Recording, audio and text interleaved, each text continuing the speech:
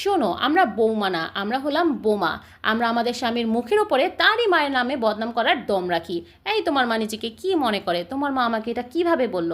আমার শাশুড়ি মা তো আমাকে মাঝে মাঝেই বলে আমার ছেলের জন্য সেই দূর দূর দূর দূরান্ত থেকে সম্বন্ধ আসতো। আরে শাশুড়ি মা, দূর থেকেই তো আসবে, আশেপাশের মানুষ তো সবাই আপনার স্বভাব চরিত্র সম্পর্কে খুব ভালো মতোই জানে, এই জন্যই তো দূর দূর দূর দূরান্ত থেকে আসতো। ননদ হচ্ছে ডিরেক্টর, শাশুড়ি হচ্ছে অ্যাক্টর। ননদ ফোনে ফোনে ডিরেকশন দেয় আর শাশুড়ি এখানে অ্যাক্টিং করে।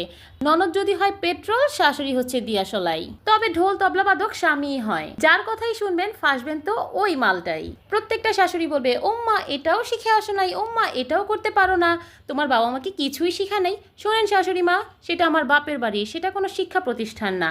আর যদি কোনো বৌমা শিখেও আসে তাহলে বলবে আমরা তো এভাবে করি না, আমরা তো এভাবে করি না, আমরা তো ওইভাবে খাই না।